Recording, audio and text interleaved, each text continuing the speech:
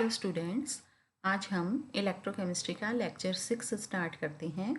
आज का टॉपिक है Ostwald dilution law and it's uses and limitations, अर्थात ओस्टवाल्ड का तनुता नियम, इसके उपयोग एवं सीमाएं। तो ओस्टवाल्ड डाइल्यूशन लॉ, जैसे कि इसका नाम बता रहा है, किसने दिया? ओस्टवाल्ड नामक साइंटिस्ट ने दिया। ओस्टवाल्ड ने आयनिक इक्विलिब्रियम पर mass action law, law of mass action अर्थात द्रव्य अनुपाती क्रिया नियम को लागू किया, यानी उसका उपयोग किया। ओस्टवाल्ड ने क्या किया? आयनिक इक्विलिब्रियम पर लॉ ऑफ मास एक्शन को अप्लाई किया, यानी द्रव्य अनुपाती क्रिया नियम को अप्लाई किया, तथा एक थ्योरी दी, एक नियम प्रतिपादित किया जिसे ओस्टवाल्ड डाइल्यूशन लॉ कहते हैं। इसके अनुसार, यानी according to this law, strong electrolytes completely ionised state में होते हैं, यानी पूर्ण रूप से आयनाइज्ड अवस्था में होते हैं, लेकिन वीक इलेक्ट्रोलाइट्स का कुछ पार्ट ही आयोनाइज होता है, अर्थात कुछ भाग ही आयनित अवस्था में रहता है। अतः स्ट्रॉन्ग इलेक्ट्रोलाइट्स या अतः वीक इलेक्ट्रोलाइट्स जो होते हैं, उनके डाइल्यूट सॉल्यूशन पर लॉ ऑफ मास एक्शन को हम इजीली अप्लाई कर सकते हैं, और अप्लाई करके हम इसके आयनाइज होने वाले फ्रैक्शन को हम ज्ञात कर सकते हैं। अर्थात हम लॉ ऑफ मास एक्शन को अप्लाई करते हैं वीक इलेक्ट्रोलाइट के डाइल्यूट सॉल्यूशन पर, और हम इसके आयनाइज्ड फ्रैक्शन ऑफ आयनाइजेशन को या आयनित होने वाले अंश को हम ज्ञात कर सकते हैं। फॉर एग्जांपल, HA एक वीक एसिड है। HA वीक एसिड है जो कि H पॉजिटिव आयन और A नेगेटिव आयन में डिसोशिएट हो रहा है। स्टार्टिंग में, यानी इनिशियल स्टेट में, इक्विलिब्रियम स्टेट में, है ना, स्टार्टिंग यानी इनिशियल स्टेट में क्या होता है? मान लीजिए HA के कितने नंबर ऑफ मोल्स हैं? HA के नंबर मोल्स, HA यानी एसिड्स के नंबर ऑफ मोल्स जो हैं वो कितने हैं? ये हैं 1, है ना। स्टार्टिंग में HA के नंबर ऑफ मोल्स कितने हैं? ये 1 है। और H पॉजिटिव एवं A नेगेटिव, जबकि रिएक्शन स्टार्ट नहीं हुई है, H पॉजिटिव और A नेगेटिव के नंबर ऑफ मोल्स कितने हैं? 0 and 0। एट इक्विलिब्रियम, साम्य अवस्था में क्या होगा? रिएक्शन स्टार्ट हो गई और इक्विलिब्रियम आ गया। इक्विलिब्रियम आ गया यानी 50% रिएक्शन हो गई। 50% रिएक्शन हो गई तो इक्विलिब्रियम पर मान लीजिए H पॉजिटिव, H आयनों के कितने नंबर ऑफ मोल्स हैं? अल्फा नंबर ऑफ मोल्स बन गए, और A नेगेटिव के भी अल्फा नंबर ऑफ मोल्स बन गए। H पॉजिटिव के भी अल्फा नंबर ऑफ मोल्स बन गए, और A नेगेटिव के भी अल्फा नंबर ऑफ मोल्स बन गए। और मान लीजिए सॉल्यूशन का टोटल वॉल्यूम कितना है? V। तो V आयतन पर नंबर ऑफ मोल्स कितने हो गए? 1 माइनस अल्फा अपॉन V। और H पॉजिटिव, HA के तो हो गए number of moles 1 minus alpha upon V। H positive के हो गए अल्फा अपॉन V, एवं A नेगेटिव आयन के हो गए अल्फा अपॉन V। अब according to law of mass action क्या होता है? लॉ ऑफ मास एक्शन के according number of concentration of product molecules, यानी प्रोडक्ट मॉलिक्यूल्स की concentration divided by concentration of reactant molecules. ठीक है, तो रिएक्टेंट प्रोडक्ट मॉलिक्यूल्स कौन से हैं? H पॉजिटिव और A नेगेटिव, और रिएक्टेंट मॉलिक्यूल्स कौन से हैं? HA। तो Kc यानी equilibrium constant, Kc equilibrium constant is equal to concentration of H positive into concentration of A negative divided by concentration of HA, या number of active moles of law of mass action है, तो number of active moles of सक्रिय द्रव्यमान H positive का into सक्रिय द्रव्यमान A negative का divided by सक्रिय द्रव्यमान HA का। अब H पॉजिटिव की वैल्यू कितनी है? Alpha by V। A negative की वैल्यू भी कितनी है? अल्फा बाई V, और डिवाइडेड बाय HA की कितनी सांद्रता है? 1 माइनस अल्फा अपॉन V। तो इसको हम अल्टीमेटली हमारे पास फॉर्मूला आ जाता है alpha square upon V into 1 - alpha. और चूंकि हमें पता है कि 1/v क्या है, the inverse of volume is the concentration, so we put here volume की जगह हमने क्या लिख दिया, ऊपर कंसंट्रेशन से मल्टीप्लाई कर दिया। तो concentration into alpha square upon 1 - alpha, ये हमारा आ गया इक्विलिब्रियम कांस्टेंट।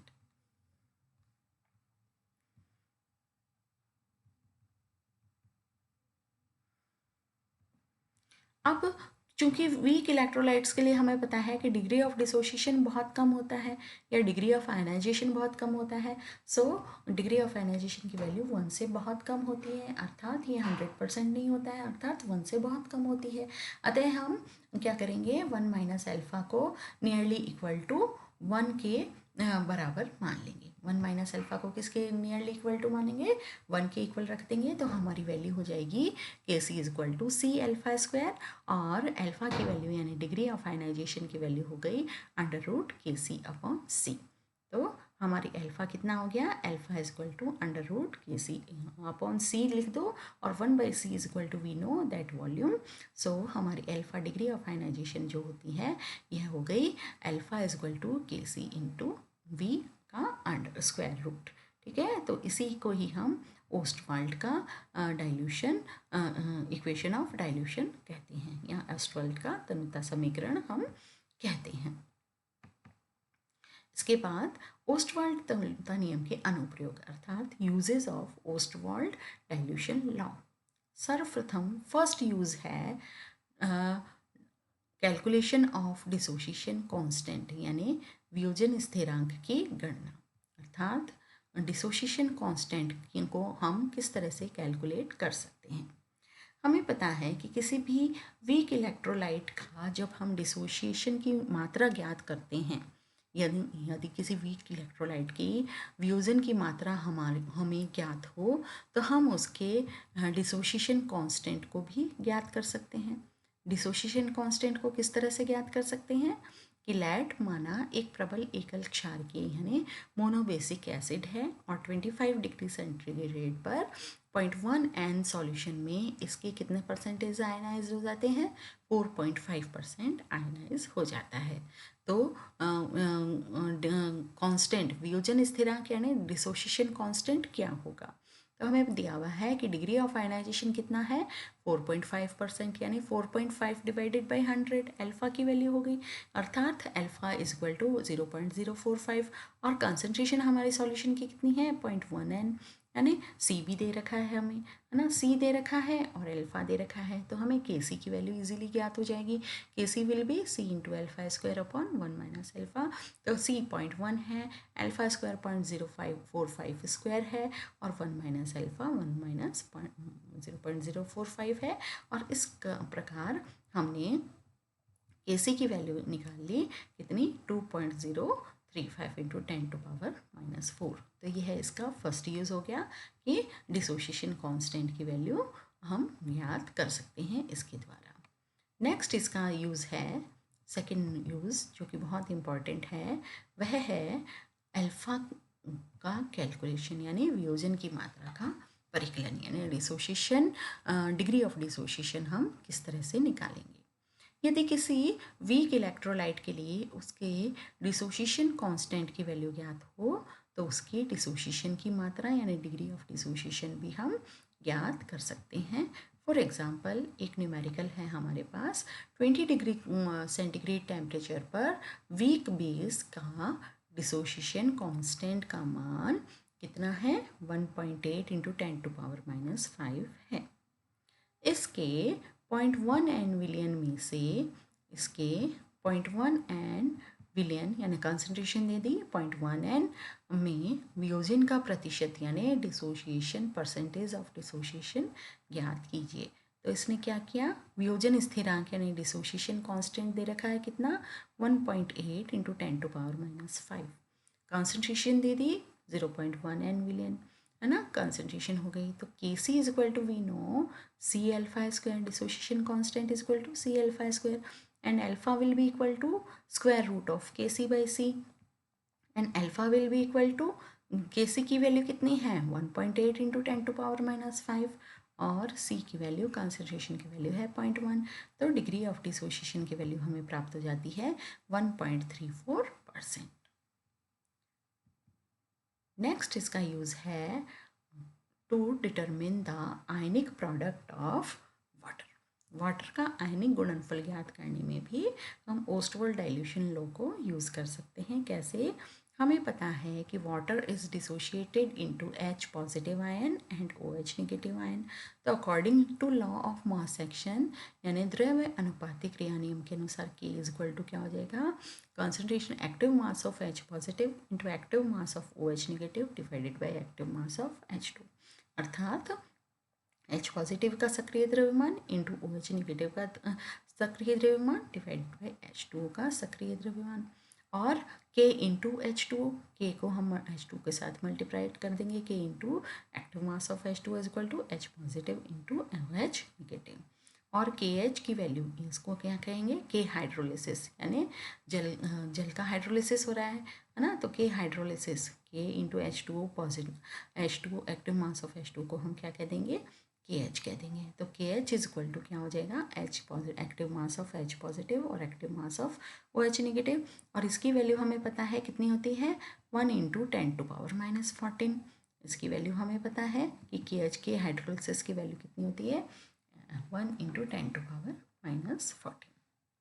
तो इस तरह से H आयन और OH आयन का यदि हम अलग से सेपरेटली हम देखें तो H ion is equal to concentration of H ion and concentration of OH ion, यानी एक्टिव मास यानी सक्रिय द्रव्यमान H आयन और OH आयन के सक्रिय द्रव्यमान कितने होंगे, हमेशा 1 इंटू 10⁻⁻7, यानी 10⁻⁻7 के बराबर होते हैं। तो इस प्रकार से हमने मतलब जल का जो वाटर आयनिक प्रोडक्ट है वो हम इस प्रकार से इसको कैलकुलेट कर सकते हैं। अब ऑस्टवाल्ड डाइल्यूशन लॉ की लिमिटेशंस, सीमाएं क्या हैं? जो ऑस्टवाल्ड डाइल्यूशन लॉ है, ऑस्टवाल्ड डाइल्यूशन लॉ है, यह केवल वीक इलेक्ट्रोलाइट्स पर ही अप्लाई किया जाता है। यानी ऑस्टवाल्ड डाइल्यूशन लॉ को हम केवल वीक इलेक्ट्रोलाइट्स यानी दुर्बल विद्युत अपघट्य पर ही हम अप्लाई कर सकते हैं, लागू कर सकते हैं। प्रबल विद्युत अपघट्यों पर इसे लागू नहीं कर सकते, इसे अप्लाई नहीं किया जा सकता।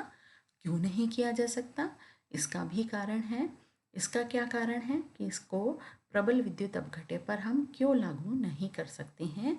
पहला कारण कि यह नियम आर्हेनियस थ्योरी पर आधारित है, अर्थात यह आर्हेनियस थ्योरी पर बेस्ड है, और आर्हेनियस थ्योरी स्ट्रॉन्ग इलेक्ट्रोलाइट्स पर नहीं लागू होती है, और जिसके अकॉर्डिंग सामान्य तनुता यानी नॉर्मल डाइल्यूशन पर इलेक्ट्रोलाइट कुछ मात्रा में ही डिसोशिएट होता है ना। सामान्य तनुता पर यानी नॉर्मल डाइल्यूशन स्टेट जो होती है उसमें जो इलेक्ट्रोलाइट है केवल कुछ मात्रा में ही डिसोशिएट होता है, यानी उसकी अल्प मात्रा डिसोशिएट होती है, जबकि इनफाइनाइट डाइल्यूशन पर अनंत तनुता पर ये कंप्लीटली आयोनाइज होते हैं या कंप्लीटली डिसोशिएट होते हैं, यानी पूर्ण रूप से डिसोशिएट होते हैं। लेकिन प्रबल विद्युत अपघट्य तो प्रत्येक सांद्रता पर पूर्ण रूप से वियोजित होते हैं, इसलिए हम इसका डाइल्यूशन का कोई मतलब नहीं होता है कि चाहे स्ट्रॉन्ग ले लो चाहे डाइल्यूट ले लो, इसका हम इसमें कोई डिफ्रेंशिएशन नहीं कर सकते, इसलिए इसे वीक इलेक्ट्रोलाइट्स पर ही लागू किया जा सकता है, स्ट्रॉन्ग पर नहीं। दूसरा कारण यह है कि ओस्टवाल्ड डाइल्यूशन लॉ को हम लॉ ऑफ एक्टिव मास के द्वारा व्युत्पन्न करे हैं। हमने ड्राइव किसके द्वारा किया है इस लॉ को? लॉ ऑफ एक्टिव मास यानी सक्रिय द्रव्यमान के नियम के द्वारा लागू किया है, जिसमें अणुओं एवं आयन की सांद्रता से इक्विलिब्रियम कांस्टेंट ज्ञात किया जाता है ना। ऑस्टवाल्ड डाइल्यूशन लॉ को हम लॉ ऑफ एक्टिव मास के द्वारा हमने इसको डिराइव किया है, और लॉ ऑफ एक्टिव मास क्या है? इसमें मॉलिक्यूल्स और आयंस की कंसंट्रेशन से हम इक्विलिब्रियम कांस्टेंट निकालते हैं, इक्विलिब्रियम कांस्टेंट को ज्ञात करते हैं। जब आयंस पर आवेश की मात्रा अधिक होगी यानी चार्ज की मात्रा अधिक होगी तो वे इक्विलिब्रियम को इफ़ेक्ट करेंगे, है ना। जब भी किसी भी आयन पर चार्ज की वैल्यू ज़्यादा होती है तो वो इक्विलिब्रियम कांस्टेंट को इफ़ेक्ट करते हैं। और ऐसी कंडीशन में एक्टिव मास का जो लॉ है, लॉ ऑफ एक्टिव मास है, उसको हम ठीक से लागू यानी प्रॉपर तरीके से हम इसको अप्लाई नहीं कर सकते। ठीक है, तो लॉ ऑफ एक्टिव मास को हम जब चार्जेस की मात्रा आयंस पर जब अधिक होती है तब हम लॉ ऑफ एक्टिव मास की लॉ ऑफ एक्टिव मास को हम सही से अप्लाई नहीं कर सकते हैं। तो यह भी ओस्टवाल्ड डाइल्यूशन लॉ की भी लिमिटेशन हो गई, क्योंकि ओस्टवाल्ड डाइल्यूशन लॉ भी किस पे डिपेंड करता है, किससे ड्राइव हुआ है, लॉ ऑफ एक्टिव मास से।